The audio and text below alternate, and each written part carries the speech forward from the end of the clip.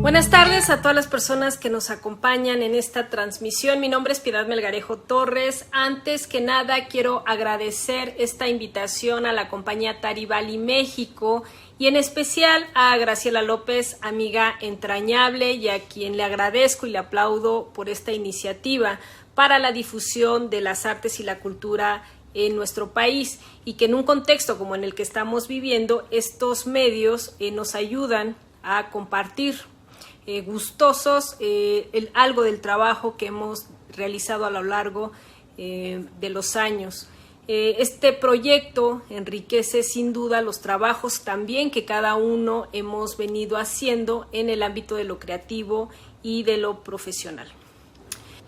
Les voy a platicar sobre la pintura de la isla de Bali, específicamente dos de los estilos que estudié en mi estancia allá y que se refieren a los estilos de las regiones de Ubud y de Batuán. Pero antes de entrar de lleno al tema, quiero contarles sobre mi estancia y mi experiencia como becaria Dharma Siswa y los estudios que realicé en el Instituto de Artes de Indonesia en Denpasar.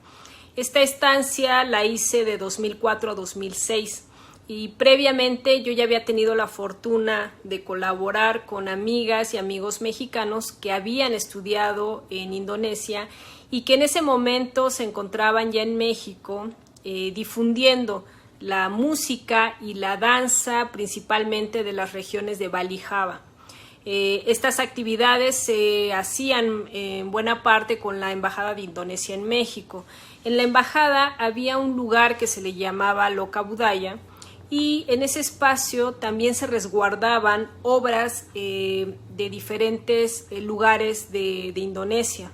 Uno podía ver desde máscaras, instrumentos musicales del gamelan, habían trajes tradicionales de las diferentes regiones de Indonesia, había wayang kulit, wayang golek. Para quienes no están familiarizados con el término, el wayang kulit se refiere a los títeres hechos en piel del teatro de sombras y el wayang golek son los títeres tallados en madera.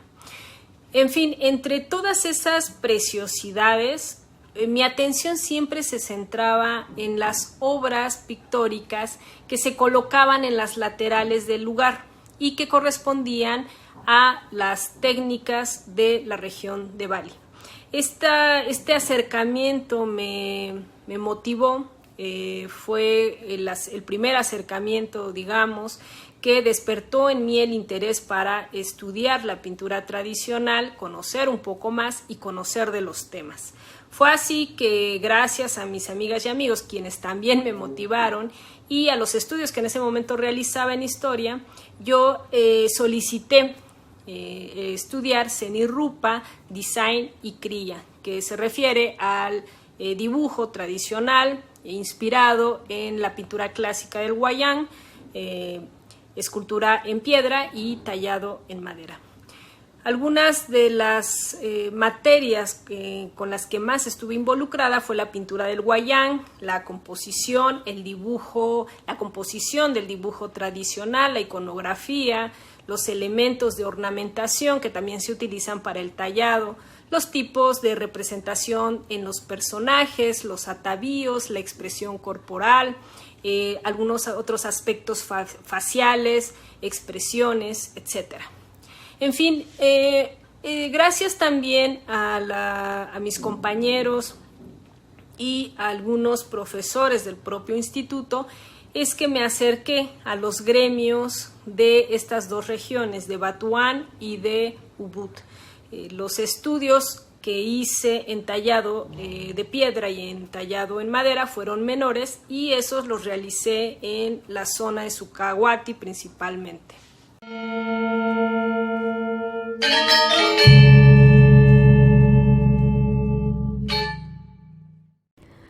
Lo figurativo en la pintura clásica proviene de las formas del teatro conocido como wayang, particularmente el que se refiere a wayang kulit o teatro de sombras. Esta pintura empleó una paleta de color limitada con el vermellón o rojo de China, el ocre, el azul, el negro y los grises, y en ocasiones aplicaban el dorado. Algunas de las historias narradas fueron tomadas de versiones orales, por lo que en ocasiones difieren unas de otras, pero todas se apegan a las historias originales antiguas.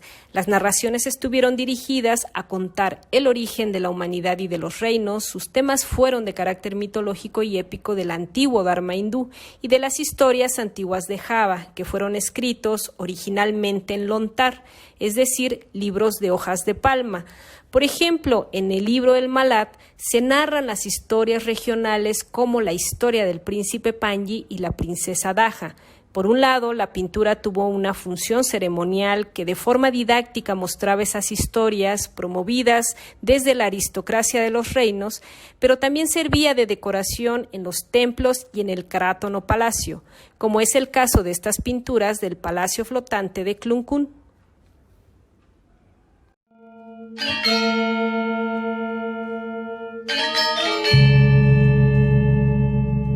Los holandeses emprendieron una serie de campañas para obtener el control de la isla que lograron en 1908. A partir de la década de los 20, la llegada de extranjeros a la isla cambió la manera en que se producía la obra plástica, lo que originó una serie de estilos al interior de las provincias. El turismo y el desarrollo de las artes se impulsó, se introdujeron nuevos estilos pictóricos provenientes especialmente de Europa y la gama de color se amplió. Artistas como Walter Spies, el holandés Rudolf Bonnet y el mexicano Miguel Covarrubias contribuyeron a la promoción de la isla en el panorama mundial. Ya para la década de los 30, el antropólogo Gregory Bateson y Margarita Mead coleccionaban pinturas de artistas locales que bajo la influencia de la pintura clásica del Kamasan incursionaban en las técnicas de influencia extranjera y sumaban nuevos temas de la vida cotidiana de la isla.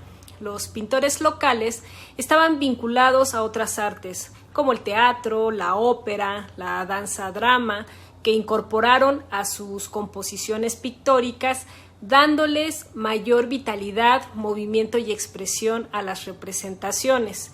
Los aspectos más visibles de la influencia extranjera fueron la perspectiva, la composición, la anatomía de los personajes que con el tiempo refinaron. Estos artistas locales exploraban y experimentaban de manera individual su cultura y le añadían también aspectos sociales propios de su tiempo. El folclore local, las escenas de la vida cotidiana, a veces eran pintados con cierto sentido del humor. Estos aspectos revolucionaron la pintura, que en los años 50 se le denominó pintura tradicional moderna balinesa y que conocemos hoy como pintura tradicional. Las provincias de Batuán, Ubur y Sanur se convirtieron entonces en los centros más importantes de los gremios de artistas dedicados a la pintura tradicional. Por su parte, provincias como Mas fue el centro del tallado de madera, Cheluk de la producción de los trabajos artesanales en oro y plata, y Batubulán, que fue el centro de la escultura en piedra. No obstante, el estilo del Kamasan continuó presente, no solo como el patrón heredero de la pintura tradicional, sino que al sureste de la isla, en la región de Clun, la influencia extranjera fue menor y hubo otras villas como Karanasem o el Tabanan que mantuvieron intactos las estructuras de sus reinos.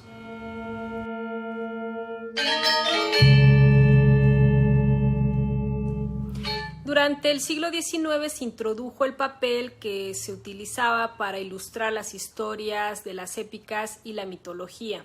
Llegó a ser uno de los materiales más centrales en la pintura. En la técnica tradicional para la elaboración de los lienzos, por ejemplo, se empleaba tela de algodón que se hervía en una pasta de arroz. Este proceso permitía que la tinta se absorbiera y sellara el lienzo, haciéndola mucho más duradera. Esta técnica se empleó en la pintura clásica, pero su mayor auge lo obtuvo en el siglo XIX. Actualmente es poco usada por el tipo de proceso, el tipo de elaboración de los lienzos, y ya en el mercado existen una gran cantidad de materiales de fácil obtención. Por otro lado, la traza sobre el bastidor se hace con una plumilla hecha de madera, como la que yo tengo aquí, que fue un regalo de uno de mis profesores, y que usualmente utilizan la madera local. Esta plumilla se afila en su punta y se le hace una incisión a manera de canal que permite que la tinta se introduzca y se pueda hacer la traza sobre el bastidor. Normalmente las figuras que se dibujan primero sobre el lienzo son las de los personajes centrales de la composición. Esta técnica fue fundamental en el siglo XIX y empleaba tintas extraídas de tierras y arcillas con las que se obtenían los colores marrones y ocres. Los pintores preparaban sus tintas moliendo los pigmentos y combinándolos con agua y anchur, una especie de pegamento de origen chino. Para ello utilizaban algunos recipientes, como el que yo tengo aquí, que es un recipiente de cáscara de coco. Este fue el que yo utilizaba cuando estaba en Bali y que me lo regaló uno de mis profesores. También podían utilizar para la aplicación y la preparación de la tinta oscura tipos de morteros hechos con piedra volcánica. Se mezclaban todos los ingredientes y lo que sucedía es que después del amasado la tinta se separaba, era un líquido concentrado que contenía el pegamento, el agua y propiamente las tierras ya con el color concentrado, y ese líquido es el que se aplicaba sobre el lienzo. Otros pigmentos que se elaboraban de la misma forma eran el azul, que se extraía del caracol molido, el hollín para la obtención del negro o de los grises y sus degradaciones. El quinchú o el vermellón chino es uno de los colores más importantes tanto en la pintura clásica como en la pintura del Wayang. Actualmente ya hay una gran variedad de pigmentos europeos y japoneses principalmente, que son usados para la pintura tradicional, como las que yo tengo aquí, que son las que utilizo para elaborar mis obras. Para degradar el color o incorporar un color a otro, también la técnica utiliza una especie de pincel hecho de bambú que en sus extremos se deshila. El deshilado, la vellosidad de la madera es la que permite degradar el color y combinar unos colores, digamos, un poco en seco. Para oscurecer y dar sombras a las figuras, usualmente se utilizan este tipo de pincel, que es el pincel de caligrafía, porque la forma y el tipo de vellosidad permite mantener la tinta mucho más tiempo o el agua y hacer más homogéneo la pintura.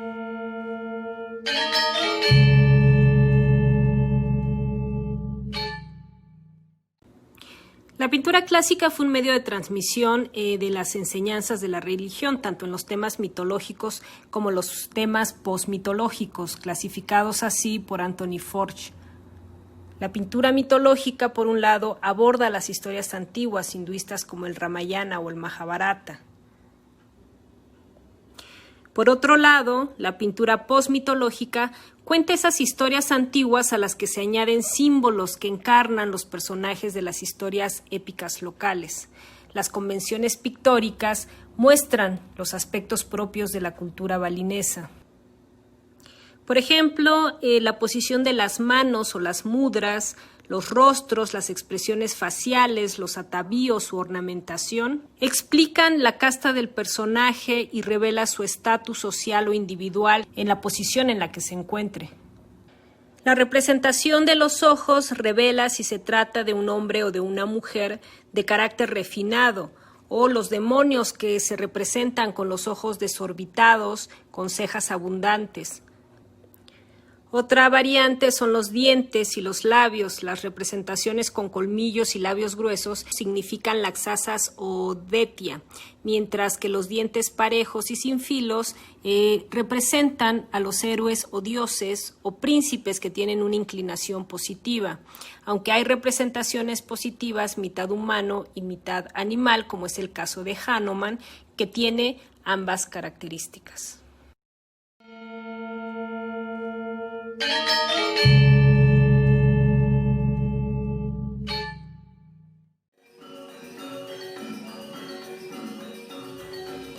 El estilo Batuán conserva marcadamente la influencia de la pintura clásica. En esta región, los temas centrales de las pinturas son eminentemente mitológicos, épicos y en menor medida de la vida cotidiana vinculada al rito, a la ceremonia y a las costumbres regionales.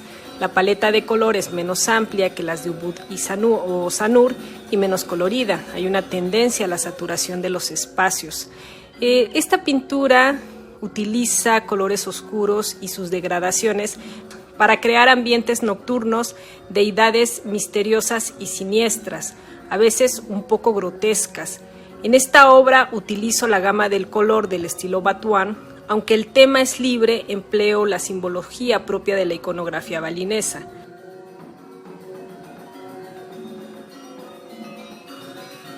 En algunas de las pinturas que he realizado, ambos estilos pueden estar presentes. En composición libre, que puede presentar algunos de los elementos, ya sea temáticos o del color. En algunas otras obras, no necesariamente las imágenes corresponden a la iconografía tradicional. No obstante, he hecho mano de algunos símbolos en las imágenes de la composición, como es el caso de esta pintura, para mostrar la riqueza o incluso algunos elementos que corresponden más a la cultura mexicana, como es el caso del maíz.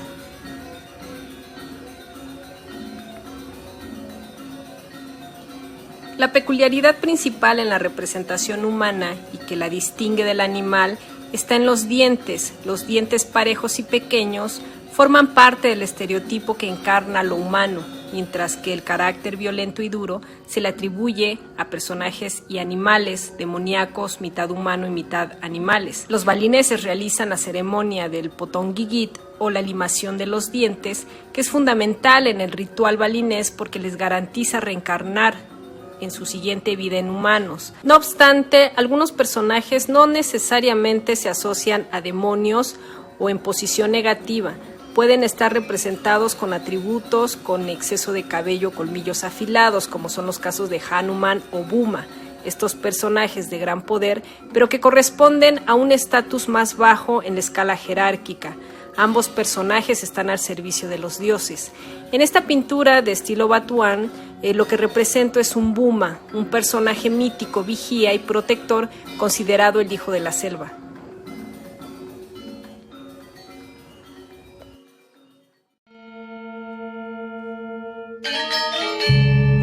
Una de las historias más representadas en la pintura es la historia del Chalonarán, que tuvo su origen en el siglo XI con el reino de Erlanga de Menang y que floreció en la Java hindú-budista.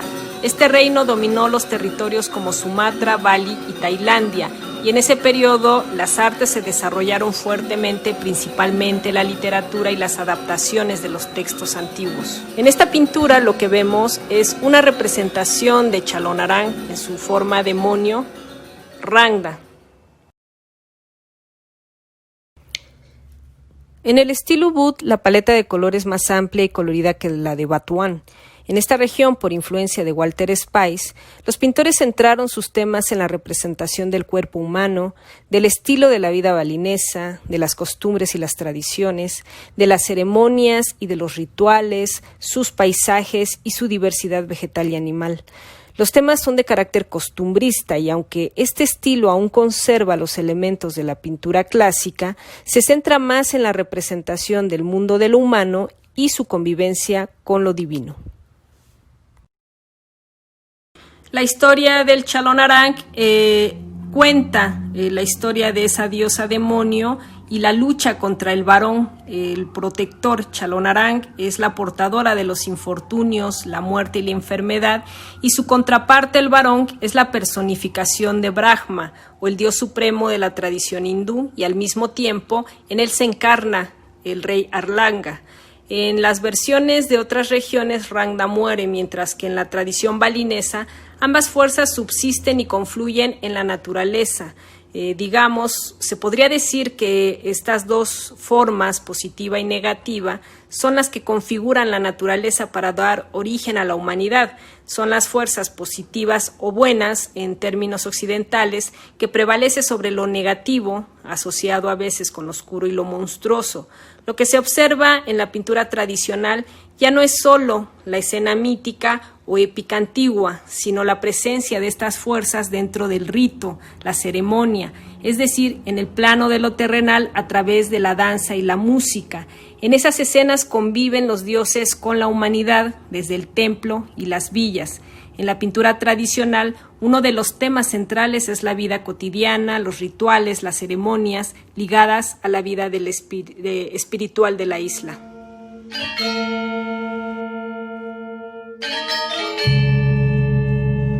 La representación de cada uno de los dioses de manera individual también es recurrente en la pintura tradicional.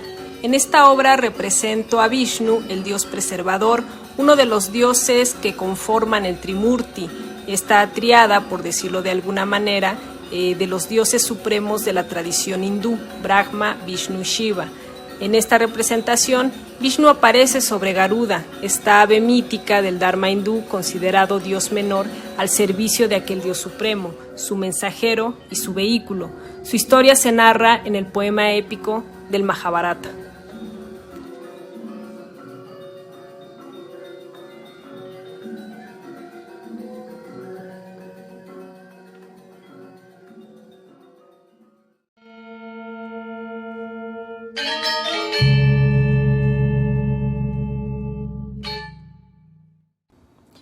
La pintura suele representar a los dioses con sus contrapartes demoníacas, los Deita y los Raksasa, en constante confrontación, como es el caso del Chalonarang. Otras representaciones están en las historias épicas del Ramayana. En estas dos pinturas representó a Kumbhakarna en su lucha contra el ejército de los monos, dirigidos por Hanuman, aliado de Rama en la guerra contra Ravana, el dios de los demonios. Rama también simboliza a Vishnu. En la pintura tradicional también son centrales los dioses y los demonios, al igual que los dioses supremos. Otra de las historias representativas es la de Arjuna. Fue durante el reinado de Arlanga que surgió este poema como una adaptación de la épica del Mahabharata. En esta figura de Arjuna también se representa la del rey Arlanga.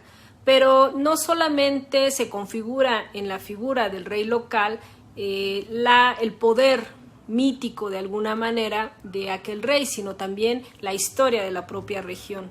De manera velada, estas historias dan cuenta también de las luchas internas de los propios reinos, en que los protagonistas toman el papel de alguno de los personajes míticos antiguos y se simbolizan a sí mismos en estas narrativas. La pintura tradicional también fue un medio para narrar acontecimientos de las cortes. Aunque Indonesia se ha visto influida por otras regiones del mundo y actualmente, como bien saben, es eminentemente musulmana en la mayoría de sus islas, Bali se ha distinguido por mantener su herencia dharma hindú. Hasta hoy el modelo de comunidad balinesa se erige en torno al templo y a la religión, sobre la que se desarrollan las actividades diarias. Todos los integrantes de la comunidad participan en las ceremonias, en la vida religiosa, y la ritualidad está presente en cada uno de los aspectos de la vida cotidiana. Las artes, por supuesto, que no escapan a ello. La pintura, el teatro, la música, la danza, la propia arquitectura están íntimamente ligadas a los aspectos religiosos y del sistema social. Por eso los temas principales en la pintura tradicional aún siguen siendo la narrativa de la vida cotidiana, de estos rituales, de las escenas y los paisajes de la vida balinesa. También se siguen utilizando los personajes del Mahabharata y el Ramayana como parte de su iconografía y las psiques combinadas de estos personajes con la mitología fuertemente vinculada al entorno social y natural de la región. El hinduismo Dharma de Bali es una versión distinta de la de India y de otras regiones. Bien, amigas, amigos, les agradezco mucho que me hayan acompañado esta tarde y espero que esta charla haya sido de su interés. No quisiera despedirme sin antes invitarlos a las actividades, a los conversatorios y a las charlas que la compañía Tari Bali México estará realizando en este mes de agosto. Y por supuesto agradecer nuevamente esta invitación para compartirles un poco de lo que yo he trabajado. Muchas gracias y muy buenas tardes.